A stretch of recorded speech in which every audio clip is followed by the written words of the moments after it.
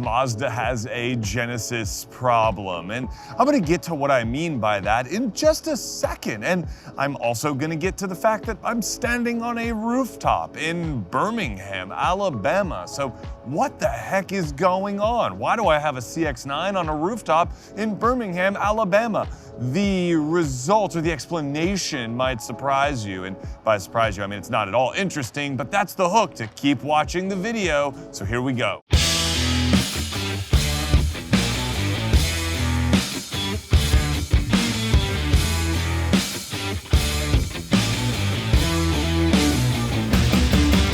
What's going on, everyone? Jax here, and today I'm with a 2022 Mazda CX-9. So we're going to talk a little bit about the CX-9, but this isn't so much a review of the CX-9 as a sort of declaration of like where Mazda seems to be intending to go and what obstacles they might face in trying to get there. And it's coming from me, a fan of the brand. I do like Mazda a lot, and I want to see them win. And I've already done a video about why I think Mazda should only build SUVs. Crazy, I know. Go check that out, link in the description.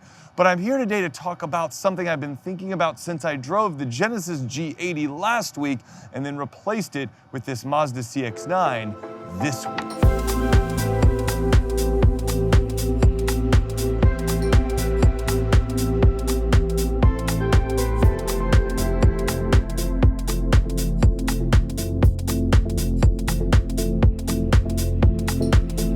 All right, so let's talk about the Mazda CX-9 for just a second in case, well, maybe you're new to the Mazda CX-9 or you're new to the brand. The CX-9 is Mazda's large three-row crossover. And as you can see here, it has a decent amount of cargo space. I'm gonna put the number on the screen because I literally just forgot off the top of my head, but it's on the lower end of the class. However, among premium vehicles, such as when compared to something like the Acura MDX, the Mazda's cargo space fares, favorably. It's not that bad. I didn't find it to be a problem, although as you'll notice here, the CX-9 isn't the largest three-row SUV, but big enough for Mrs. Jax and a 16-year-old to go on a weekend trip, I guess. Somehow we keep accumulating things. I'm not exactly sure how that's working, but like more stuff keeps getting added even though there's only 3 of us. Hallie's not even coming on this trip. When packing the car for 3 adult-sized humans, that space fills up pretty quickly, especially when one of them is Mrs. Jax and your 16-year-old volleyball-playing daughter. You run out of room relatively fast, and I keep the third row folded down because it's not super useful in something like the CX-9. But that's not really the point of this video. As a vehicle, I will tell you right now that the CX-9 rides incredibly well. In fact, if there's one noteworthy characteristic about the CX-9 is that it rides phenomenally well. In fact, I'm not exaggerating when I say this. I had the Mercedes GLS, the big one, a couple weeks ago. And this Mazda, with its single suspension tuning, it does not have adjustable dampers or adjustable suspension in any way. It's just tuned one way, rides as good or better than the GLS did in any of its settings. The CX-9 is a fantastically riding vehicle, but that's kind of what you expect from Mazda. At least if you know anything about the brand, you expect it to ride pretty well. Oh, hey, look. University of Alabama, Birmingham. Oh, we're here for a volleyball tournament, by the way, spending the first weekend of spring break in sunny, sort of, Birmingham, Alabama, which, it's not bad, I guess. I mean, it's not the beach. Anyway, it's no surprise that the Mazda rides well, but here's where we have to have an honest discussion about where Mazda intends to go. Mazda would very much like to become a premium brand. They want to be held in a little bit higher regard than Honda and Toyota. And that's an admirable goal and definitely a lofty expectation. The problem is sort of twofold. The first is that Mazdas are better in terms of driving dynamics than most vehicles, but not noticeably better to command a higher price just because of the driving dynamics. And the same is true with the interior materials. This CX-9 has a really nice interior with lots of thoughtful touches, but it's not that much better than the best interiors from like Honda and Toyota. You also have to consider a brand like Acura here. Acura, you know, their styling is hit or miss. You could take it or leave it. I completely understand. I like some of their models, but then, you know, something like the Integra stirs up controversy. But the Mazda isn't necessarily a direct competitor for something like the MDX. The MDX has some even more premium touches, especially when you start looking at some of the technology. I'll give you an example of that right off the bat. Driving a 3-hour car ride out to Birmingham, the Mazda's radar cruise control works incredibly well, especially gauging distances and how it accelerates and decelerates in traffic. But the Mazda features no sort of lane keep assist or steering control. You have to do everything yourself. And Mazda has some lame excuse for this, something, yada, yada driving experience. That's bullcrap, because when I'm driving 3 hours and I'm an enthusiast dad and I'm driving my family as an enthusiast dad in what should be an enthusiast dad type of vehicle, I still want the freaking car to take the edge off when I'm in hour 3 of an interstate car trip. And that's not to say the Mazda can't get there. I mean, this still looks good, and the CX-9 has been around for many, many years now, and it still holds up. Mazda's styling still looks good. In fact, I would say it's one of the most enduringly beautiful styling design languages in the automotive kingdom. I love the way that Mazdas look, and I like the way that they're evolving their design language. And I'm looking forward to see how that design language evolves on some of their upcoming rear-wheel drive models. And yes, Mazda plans to go rear-wheel drive, or at least partially rear-wheel drive. And here's where the Genesis comparison comes in. I had the G80 last week, and that car was quite good. And if you watch this channel, I had the GV70 at the end of last year, and that car is exceptional. That was my favorite car that I drove in 2021. This Mazda CX-9 is not in that league. It just isn't. I'm sorry, it's not. Right now, this CX-9 is trying to compete with the Acura MDX. Full stop, that is my 100% sort of recommendation. And on that note, it largely succeeds. This CX-9 is $48,000. An MDX with sort of similar equipment is gonna come in a few grand more, and I think the Mazda represents a compelling alternative. In fact, in 3-row SUVs, in my opinion, you should either buy a Kia Telluride, which is better than this all around, or you should buy this if you're looking at mainstream brands. I think the Honda Pilot is too old and too ugly now. The Highlander is so average. This and the Telluride stand out for various reasons. But is it up to MDX level yet?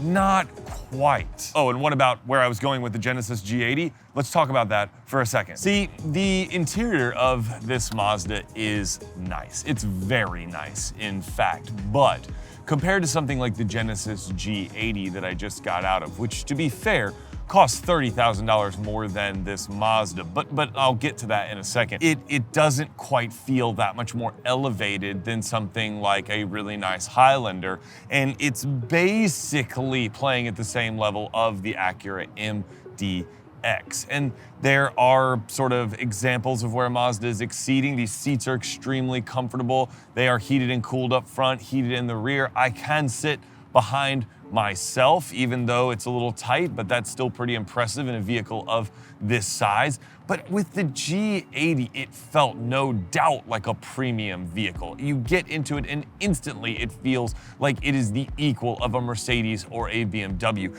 And that was true with the GV70 as well. Now, the GV70 that I had was fully loaded and cost over $60,000, but this costs almost $50,000. And I feel like if Mazda took the time to sort of extend the soft touch materials further down the door cards and it added some of these more premium features, it had a fully developed like lane keep assist system, and it had like a digital gauge cluster and a different infotainment system. And I'm a defender of Mazda's infotainment system. I still think it's one of the most simple, intuitive, and functional systems on the market, but it's just not there when you want to be taken seriously as a premium brand. Also, it's worth noting that this whole seating position for me looks really stupid, so thanks for bearing with me. Look, I want Mazda to win. I really do. I've always enjoyed the brand. I've owned a few Mazdas over the years, and every time I drive one, I'm reminded of how much attention to detail Mazda pays to the driving experience. And I really like that. I admire that about the brand. But they definitely want to move up market, and they've done a good job up until a point.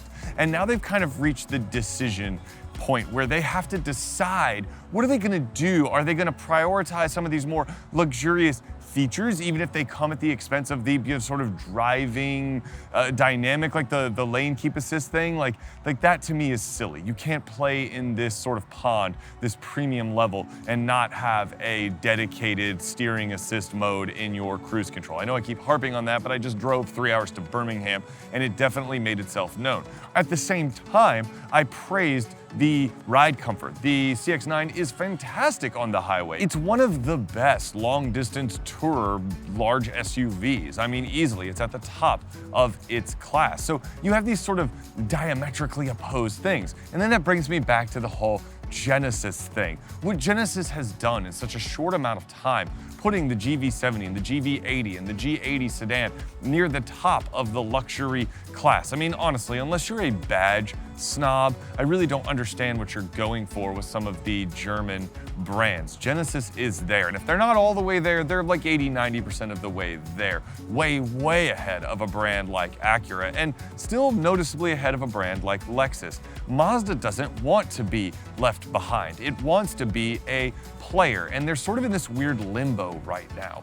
They're in this limbo between mainstream brand, where they are noticeably better, kind of like what some of the higher level Kias are doing. They're noticeably better than the competition, but they're not quite there playing in the premium level yet. The prices reflect that, they certainly do, and the depreciation. I'll say all day long that a used Mazda is a phenomenal buy because the depreciation hit is pretty big, they tend to be reliable over time, and they're utterly joyous to drive. So getting a used Mazda is always a great value proposition. But that's not what brands like to hear. They want to hear that people desire their vehicles, that they want to buy their vehicles outright because they like them so much. And I would be inclined, having tested a fair number of cars over the past couple of years, to feel that way about a Genesis. Honestly, guys, if I'm spending my own money on an upstart premium/luxury brand, it's gonna be Genesis because they've achieved that. If Mazda wants to get there, if they want to be taken as seriously as Genesis is trying to be taken, then they've got to look at what Genesis is doing, look at what they give their customers, and then make a play for that. Trying to go after Acura, trying to go after Lexus is not going to be good enough to differentiate Mazda. They have the driving thing down. They have the experience down, and hell, they've got the styling down. I love the way Mazdas look. I love the way they look inside and out. Now they have to go after the quality of the materials, the technology, all of those little things, and also fix the key fob with the cute little buttons on the side that sets off the emergency alarm more than any other car I test. Stop with the side buttons, Mazda, it's annoying. Guys, I'd love to hear your thoughts on Mazda as a brand, especially go watch my older video where I talk about how they should just make SUVs in their sort of quest for premium supremacy. I just have a lot of thoughts on the matter. I really like Mazda a lot, I really do. I really want to see them win. I enjoy driving them every single time, but I'm curious to know, where do they sit in sort of your brand perception? Comment down below what you think of Mazda. And would I be really interested, if you made it to the end of this video and you followed me all along, I would love to know where you would rank them. Sort of give me who you would rank just ahead of Mazda and then who you would rank just behind Mazda. I find that to be very curious. And what I'll do is I'll pin my own comment to the top. What do I think in terms of who ranks just ahead of Mazda and who ranks just behind them? And maybe give me your reason why. I'd love to hear it because I want to know what can Mazda do to sort of insert themselves more into the automotive conversation, the way that I feel like Hyundai, Kia, and Genesis have. I feel like those brands have done an unparalleled job in the past couple of years of inserting themselves into the sort of pop culture mix inside the car community, where they are now sort of looked at as the equals to Honda, Toyota, Mazda, and then even some of the luxury brands like Lexus and Mercedes. You know, what could Mazda do to get there in your opinion. Let me know. Thanks so much for watching. I appreciate you being here. If you enjoy these types of videos, please consider sharing it. Please consider liking. Please consider subscribing to the channel for more automotive discussions. I would like to do more sort of discussion-based videos like this, so please let me know as well if you'd be interested in that, and not just straight up reviews all the time. Don't get me wrong, that's fun, but it can get a little tiresome sometimes just filming the same old thing, and I'd like to expand this car community on this channel. So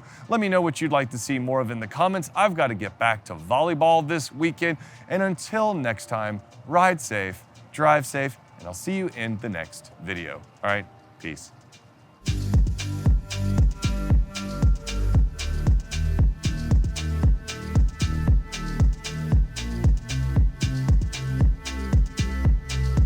Also, Mazda, please, can the thing go up a little bit higher? Some of us are quite tall, and ow.